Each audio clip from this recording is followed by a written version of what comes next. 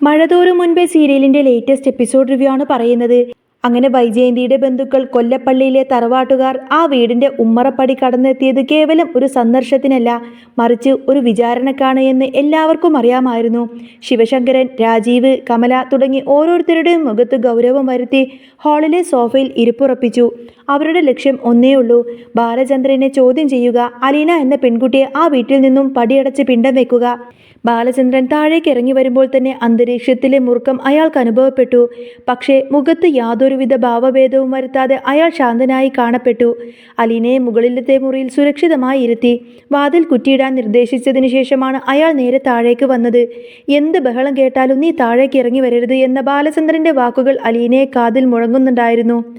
ശിവശങ്കരനുമായി ആദ്യം ബാലചന്ദ്രൻ സംസാരിച്ചു തുടങ്ങിയത് ഒരു മധ്യസ്ഥന്റെ ശാന്തതയോടെയല്ല, മറിച്ച് അധികാരം കയ്യിലുള്ള കാരണവരന്മാരുടെ ദാഷ്ട്യത്തോടെയായിരുന്നു അയാളുടെ വാക്കുകൾ. ബാലചന്ദ്ര, ഞാൻ ഇവിടെ വന്നത് നിന്റെ കുടുംബ പ്രശ്നങ്ങൾ തീർക്കാനാണ്. നീയും വൈജയന്തിയും തമ്മിലുള്ള പ്രശ്നങ്ങൾ, അത് ഈ വീടിൻ്റെ മാത്രം പ്രശ്നമല്ല, ഞങ്ങളുടെ കൂടെ അഭിമാനത്തിൻ്റെ പ്രശ്നമാണ്. ബാലചന്ദ്രൻ പുച്ഛം കലർന്ന ഒരു ചിരിയോടെ മറുപടി നൽകി. എൻ്റെ വീട്ടിൽ എനിക്ക് യാതൊരു പ്രശ്നവുമില്ല ശിവേട്ടാ. മറ്റാർക്കെങ്കിലും പ്രശ്നമുണ്ടോ എന്നൊന്നും എനിക്കറിയില്ല. ഈ മറുപടി രാജീവിനെയും കമലയെയും ചൊടിപ്പിച്ചു. കമലയുടെ വാക്കുകളിൽ വിഷം കലർന്നിരുന്നു. ഒരു വേലക്കാരി പെണ്ണിന് വേണ്ടി സ്വന്തം ഭാര്യയെയും മക്കളെയും തള്ളിപ്പറയുന്ന അവളുമായി റിസോർട്ടിൽ പോയി താമസിക്കുന്ന നാണം കെട്ട ഏർപ്പാട് നാട്ടുകാരറിഞ്ഞ ഞങ്ങൾക്ക് പുറത്തിറങ്ങി നടക്കാൻ പറ്റുമോ ബാലചന്ദ്ര? കമലയുടെ ആ വാക്കുകൾ ബാലചന്ദ്രന്റെ ഉള്ളിലെ കനലിനെ ആളി കത്തിച്ചു. കമലേട്ടത്തി, നാണക്കേട് ആർക്കാണെന്ന് സമയം വരുമ്പോൾ മനസ്സിലാവും. ഞാൻ ചെയ്ത കാര്യങ്ങൾ എന്താണെന്ന് എനിക്ക് നല്ല ഉത്തമ ബോധ്യമുണ്ട്. എൻ്റെ വീട്ടിൽ നിൽക്കുന്ന കുട്ടിയെ സംരക്ഷിക്കേണ്ടത് എൻ്റെ കടമയാണ്. സംസാരം മുറുകി. വാക്കുകൾ കൊണ്ട് മുറിവേൽപ്പിക്കാൻ ഇരുപക്ഷവും മത്സരിച്ചു. അലീനെ ഈ വീട്ടിൽ നിന്നും ഇറക്കി വിട്ടിട്ട് തങ്ങൾ ഈ വീട്ടിൽ നിന്നും പോവൂ എന്ന് രാജീവ് ആക്രോശിച്ചു. അവളെ മുടുക്കി പിടിച്ച് ഞങ്ങൾ അങ്ങ് പുറത്താക്കുമെന്ന രാജീവിൻ്റെ ഭീഷണി ബാലചന്ദ്രന്റെ നിയന്ത്രണം തന്നെ നഷ്ടപ്പെടുത്തി. നിമിഷ നേരം കൊണ്ട് ആരും പ്രതീക്ഷിക്കാത്ത വേദത്തിൽ ബാലചന്ദ്രന്റെ കൈ രാജീവിന്റെ മുഖത്ത് പതിഞ്ഞു. ആ അടിയിൽ രാജീവ് മാത്രമല്ല, കണ്ടു നിന്ന വൈജയന്തിയും ശിവശങ്കരനും വരെ നടുങ്ങിപ്പോയി. സ്വന്തം വീട്ടിൽ വെച്ച് തൻ്റെ സംരക്ഷണയുള്ള ഒരാളെ തൊടാൻ ആരെയും അനുവദിക്കില്ല എന്ന ബാലചന്ദ്രന്റെ പ്രഖ്യാപനമായിരുന്നു ആ അടി. ഇത് എൻ്റെ വീടാണ്. ഇവിടെ ആര് നിൽക്കണം ആര് പോകണമെന്ന് തീരുമാനിക്കുന്നത് ഞാൻ മാത്രമാണ്. ബാലചന്ദ്രന്റെ ശബ്ദം ഹാളിൽ മുഴങ്ങി. രാജീവ് അപമാനത്താൽ തല കുനിച്ച് നിന്നു. ശിവശങ്കരൻ ഇടപെടാൻ ശ്രമിച്ചുവെങ്കിലും ബാലചന്ദ്രന്റെ രൗദ്രഭാവം കണ്ട് അയാൾ പിന്മാറി. ശിവേട്ട, ഇവൾ എൻ്റെ മകളെപ്പോലെ തന്നെയാണ്. അല്ല, എൻ്റെ മൂത്ത മകൾ തന്നെയാണ്, ബാലചന്ദ്രൻ ഉറക്കെ പ്രഖ്യാപിച്ചു. എന്നാൽ ബന്ധുക്കൾക്ക് അതൊരു തമാശയോ അല്ലെങ്കിൽ ബാലചന്ദ്രൻ വഴിവിട്ട ബന്ധത്തിൽ ന്യായീകരിക്കാനുള്ള ശ്രമമായോ മാത്രമേ തോന്നിയുള്ളൂ. താഴെ നടക്കുന്ന ബഹളങ്ങൾക്കിടയിലും മുകളിലെ മുറിയിൽ അലീന ഭയന്ന് വിറച്ചിരിക്കുകയായിരുന്നു. രോഹിത് വന്ന് വാതിലിൽ മുട്ടി വിളിച്ചെങ്കിലും അച്ഛൻ്റെ വാക്ക് മറിച്ച് അവൾ വാതിൽ തുറന്നു കൊടുത്തില്ല. ബാലചന്ദ്രൻ നൽകിയ ധൈര്യമായിരുന്നു അവളുടെ ഏക ആശ്വാസം. താഴെ വൈജയന്തി തൻ്റെ സങ്കടങ്ങളെല്ലാം നിരത്തി. എനിക്കിനിയും ഇവിടെ ജീവിക്കാൻ വയ്യ. ഇവളെ ഇവിടെ നിന്ന് ഇറക്കി വിടാതെ ഞാൻ അടങ്ങില്ല. പക്ഷേ ബാലചന്ദ്രൻ കുലുങ്ങിയില്ല. നിനക്ക് വേണമെങ്കിൽ പോവാം, പക്ഷേ അലീന ഇവിടെ തന്നെ നിൽക്കുമെന്ന അയാളുടെ ആ തീരുമാനം വൈജയന്തിയെ ശരിക്കും തകർത്ത് കളഞ്ഞു. വാക്കേറ്റങ്ങൾക്കൊടുവിൽ കാര്യങ്ങൾ കൈവിട്ടു പോകുമെന്ന് തോന്നിയപ്പോൾ ബാലചന്ദ്രൻ ഒരു നിർദ്ദേശം മുന്നോട്ട് വെച്ചു. ശിവേട്ട, എനിക്ക് നിങ്ങളോട് മാത്രമായിട്ട് കുറച്ച് സംസാരിക്കാനുണ്ട്. അത് കഴിഞ്ഞിട്ട് മതി ബാക്കി തീരുമാനങ്ങൾ. എല്ലാവരും ആകെ അമ്പരന്നു. എന്തിനാണ് ഈ രഹസ്യ സംഭാഷണം? രാജീവും കമലയും എതിർത്തുവെങ്കിലും ശിവശങ്കരൻ അതിന് തയ്യാറായി. അവർ രണ്ടുപേരും ബാലചന്ദ്രന്റെ മുറിയിലേക്ക് പോയി.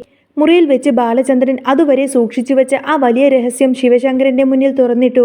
ശിവേട്ട, അലീന ആരാണെന്നറിയാമോ നിങ്ങൾക്ക്? ബാലചന്ദ്രന്റെ ചോദ്യത്തിനു മുന്നിൽ ശിവശങ്കരൻ പകച്ചു. നിങ്ങളുടെ പെങ്ങൾ വൈജയന്തി വിവാഹത്തിന് മുൻപ് ആഗ്രയിൽ വെച്ച് പ്രസവിച്ച് മരിച്ചുപോയി എന്ന് നിങ്ങളെല്ലാവരും കൂടി അവളെ വിശ്വസിപ്പിച്ച ആ കുഞ്ഞു തന്നെയാണ് അലീന. ബാലചന്ദ്രന്റെ വാക്ക് കേട്ട് ശിവശങ്കരൻ ഞെട്ടിപ്പോയി. ശിവശങ്കരന്റെ കാലിനടിയിലെ മണ്ണ് ഒലിച്ചു പോകുന്നത് പോലെ തോന്നി അയാൾക്ക്. ഭൂതകാലത്തിന്റെ ഇരുളറയിൽ എന്നോ ഉപേക്ഷിച്ച അനാഥാലയത്തിൽ തള്ളിയ ആ ചോര പൈതൽ ഇന്ന് താൻ പുറത്താക്കാൻ ശ്രമിക്കുന്ന ഈ യുവതിയാണെന്ന സത്യം അയാളെ പിടിച്ചുലച്ചു. ബാലചന്ദ്രൻ തുടർന്നു. സ്വന്തം ചോരയെ തെരുവിലേക്ക് വലിച്ചെറിയാൻ എനിക്ക് കഴിയില്ല ശിവേട്ട. അവൾക്കൊരു അച്ഛൻ്റെ സ്നേഹം നൽകാൻ എനിക്ക് മാത്രമേ കഴിയൂ. വൈജയന്തിയുടെ പാപത്തിന്റെ ഫലമാണെങ്കിലും അവളെ എനിക്കൊരിക്കലും ഉപേക്ഷിക്കാനാവില്ല. സത്യം മനസ്സിലാക്കിയ ശിവശങ്കരൻ ആകെ തകർന്നുപോയി.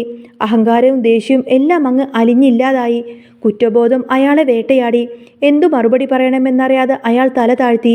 താഴേക്ക് ഇറങ്ങി വന്ന ശിവശങ്കരൻ തീർത്തും മറ്റൊരു മനുഷ്യനായിരുന്നു. കാത്തു നിന്ന ബന്ധുക്കൾ ആവേശത്തോടെ ചോദിച്ചു, എന്തായി ശിവേട്ട, അവളെ ഇറക്കി വിടുന്നില്ലേ? പക്ഷേ ശിവശങ്കരന്റെ മറുപടി അവരെ എല്ലാവരെയും ഞെട്ടിച്ചു. അയാൾ വൈജയന്തിക്ക് നേരെ തിരിഞ്ഞു. വൈജയന്തി, നീ ഇവിടെ തന്നെ നിൽക്കും. ഈ വീട്ടിൽ ബാലചന്ദ്രനൊപ്പം ഇനി മേലാൽ കൊല്ലപ്പള്ളിയിലേക്ക് വരാൻ നിൽക്കരുത്. നിന്റെ വീടാണിത്. വൈജയന്തിക്കും രാജീവനും കമലമ്മക്കും ഒന്നും തന്നെ മനസ്സിലായില്ല. നിമിഷങ്ങൾക്ക് മുൻപ് വരെ അലീനെ അവിടെ നിന്നും പുറത്താക്കാൻ ആക്രോശിച്ചിരുന്ന ശിവേട്ടൻ ഇപ്പോൾ ബാലചന്ദ്രന്റെ പക്ഷം ചേർന്നിരിക്കുന്നു. വാ, നമുക്ക് പോവാമെന്നും പറഞ്ഞ് ശിവശങ്കരൻ ബാക്കിയുള്ളവരെയും കൂട്ടി വേഗത്തിൽ തന്നെ അവിടെ നിന്നും ഇറങ്ങി. ചോദ്യം ചെയ്യലും ബഹളങ്ങളും എല്ലാം ബാക്കിയായി അവർ അവിടെ നിന്നും പടിയിറങ്ങി. വീണ്ടും ആ വീട് നിശബ്ദമായി. പക്ഷേ ആ നിശബ്ദതയ്ക്ക് ഇപ്പോൾ മറ്റൊരർത്ഥമുണ്ടായിരുന്നു. ബാലചന്ദ്രൻ ജയിച്ചിരിക്കുന്നു എന്നർത്ഥം. പക്ഷേ അത് സ്നേഹത്തിൻ്റെയും സത്യത്തിൻ്റെയും വിജയമായിരുന്നു. വൈജയന്തി താൻ വെറുക്കുന്ന പെൺകുട്ടി സ്വന്തം മകളാണെന്ന സത്യം അറിയാതെ വിധിയുടെ വിരോധാഭാസമെന്നോണം ആ വീട്ടിൽ തന്നെ തുടരാൻ നിർബന്ധിതയായി. അലീന താൻ ആരാണെന്നറിയാതെ തന്നെ സംരക്ഷിക്കുന്ന അച്ഛൻ്റെ തണലിൽ സുരക്ഷിതമായി തന്നെ മുറിയിലിരുന്നു. വഴക്കെല്ലാം കഴിഞ്ഞതിന് ശേഷം ബാലചന്ദ്രൻ നേരെ അലീനയുടെ റൂമിലേക്ക് ചെല്ലുന്നുണ്ടെന്ന് മാത്രമല്ല, അലീനയെ മുട്ടി വിളിക്കും. ഒത്തിരിയധികം സ്നേഹത്തോടെ ആ അച്ഛൻ മകളെ നെഞ്ചോട് ചേർത്ത് പിടിച്ചു നിൽക്കുന്നതും കാണിച്ചുകൊണ്ടാണ് കേട്ടോ എപ്പിസോഡ് പൂർണ്ണമാവുന്നത്. അപ്പോൾ നിങ്ങൾക്ക് ഈ ഒരു ചാനൽ ഇഷ്ടമാവുകയാണെന്നുണ്ടെങ്കിൽ എന്നും ഇതേപോലെ തന്നെ റിവ്യൂസ്, അപ്കമിങ് റിവ്യൂസും ഡെയിലി റിവ്യൂസും ഒക്കെ കേൾക്കാൻ താല്പര്യമുണ്ടെങ്കിൽ തീർച്ചയായിട്ടും നിങ്ങൾ എൻ്റെ ചാനൽ സബ്സ്ക്രൈബ് ചെയ്ത് സപ്പോർട്ട് ചെയ്യണേ.